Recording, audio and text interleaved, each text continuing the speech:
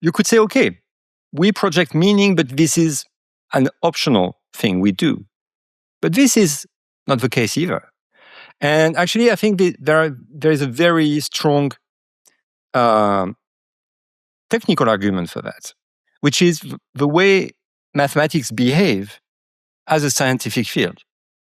If it was a meaningless game of syntax, if we were to introduce a bug in the system would collapse. If you have a math paper, they're never really written in the full formal way. They have human hand waving blended with formalism. This is the way math papers are written. But sometimes, because of that, there is a bug in a math paper. There is a theorem that is not true. And there are other papers citing that paper. And they use a theorem that is not true to prove other theorems, and can go on for 50 years. It happens. It happened in the past that this thing went on for 50 years without anyone noticing there was a bug. Now, if it was purely a formal theory, there would be absolutely no reason why mathematics would not collapse from that.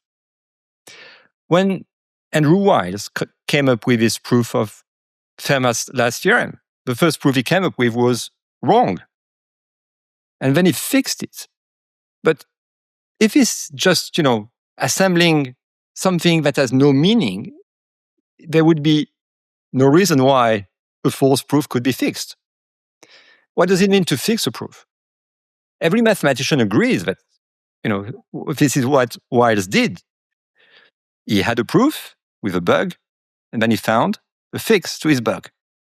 So if you want to make sense of just this very simple objective event that happened in the history of mathematics, you have to agree that there is meaning, because if there's no meaning, there's no way to fix a theorem. Fixing a theorem is coming up with a theorem that is close to the one you thought was correct.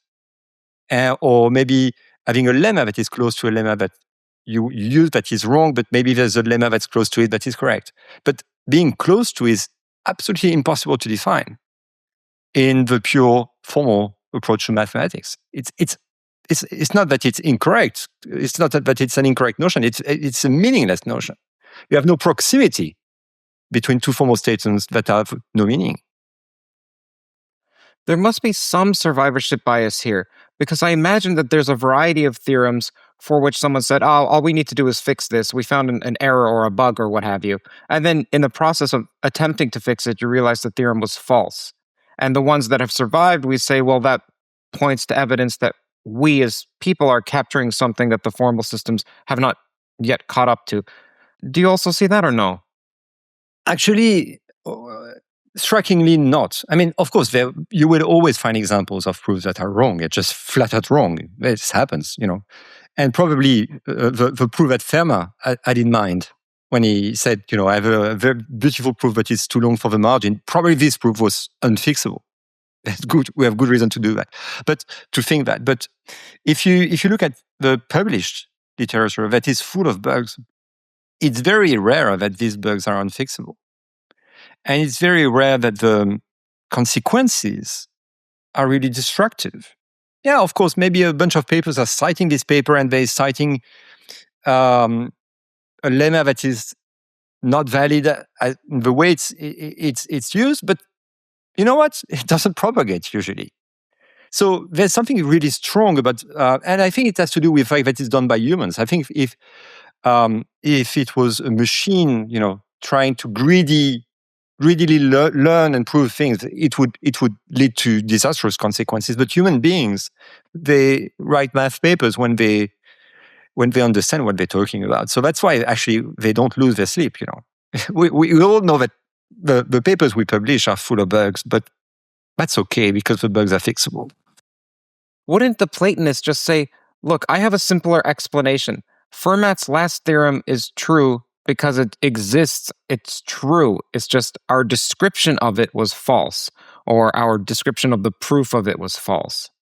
Okay, so you this is Platonician view. This is Platonism. You pretend that there is something that is the canonical theorem that we're discussing, And this thing could have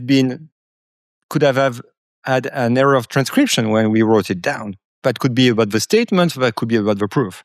Now, this idea that these things exist is very close to what I'm talking about, except that I don't think that we have to assume that this thing exists ontologically to agree that they exist in our intuition. There is another example of that. That is a more recent example. That is, there is a team with Kevin Buzzard who was trying to formalize the proof of Fermat's last theorem. And they started the project, I think, about 18 months ago. And in a few months into the project, they run into an issue with one technical theory they were using that's called crystalline cohomology. That is a very technical thing invented by Grothendieck and one of his students. And they found a bug in a lemma that's been used for, I don't know, many years, but for a very long time. That goes back to the foundational paper of crystalline cohomology. And they realized that actually the lemma was wrong. So in a sense, and that's interesting, there's a blog post by Kevin Buzzard describing his feeling. He being a formalist, officially a formalist, he says that, the minute we realized that this lemma was false, the whole theory of crystalline cohomology collapsed, vanished, disappeared, disintegrated into nothingness.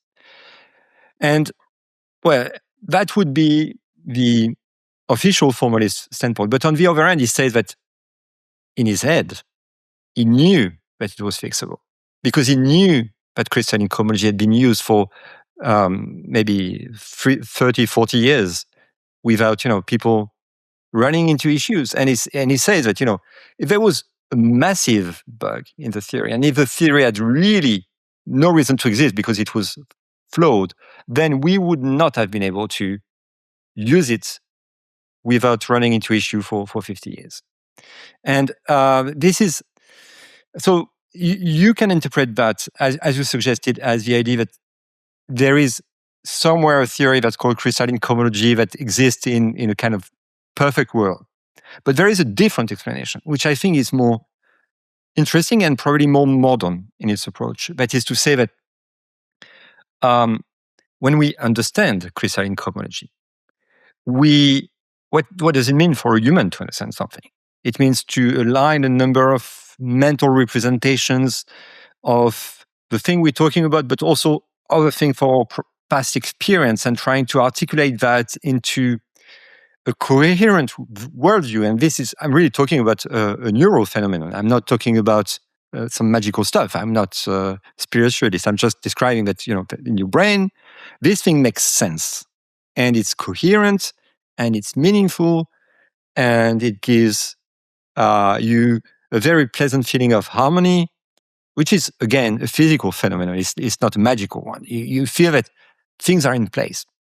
Well, this thing says something about the theory. There is that formal layer at the bottom, and you're kind of building that meaning on top of that. And so what is mathematics?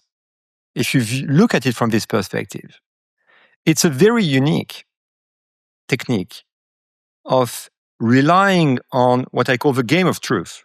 The game of truth is pretending that you can write statements that are absolutely true, and you can make definitions that are absolutely rigorous, and you can play Lego with that and make formal deduction of new things that will be absolutely true, which things that, when you talk about normal language, this never happens like that in real life. Language does not behave like that.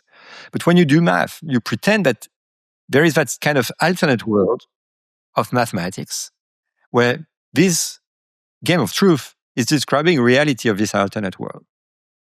Now, when you do that, it has a certain effect on your brain.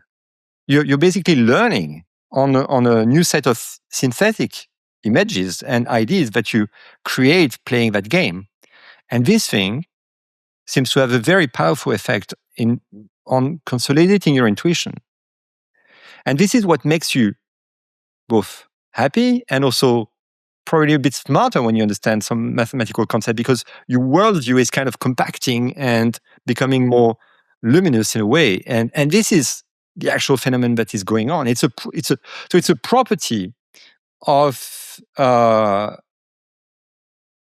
neurosystems exposed to that game of truth. And there is something that is working here. It's basically a machine learning theorem that says that should say, I don't know how to write it properly, but there should be a theorem that says when you play that game with a human brain, and probably with some sort of, you could play the same game with artificial intelligence probably, then it creates better representation that are very powerful and help you make sense of the world.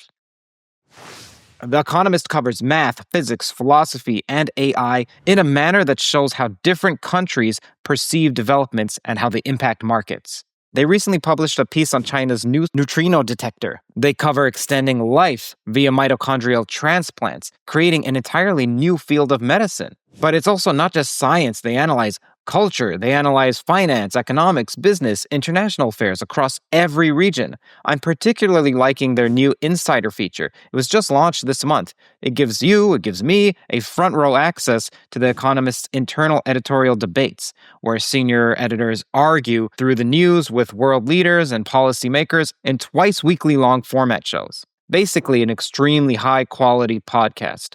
Something else you should know about is that if you go to their app, they not only have daily articles, but they also have long-form podcasts with their editors and writers. This is also available online. Whether it's scientific innovation or shifting global politics, The Economist provides comprehensive coverage beyond headlines. As a TOE listener, you get a special discount. Head over to economist.com/TOE to subscribe. That's economist.com/TOE for your discount.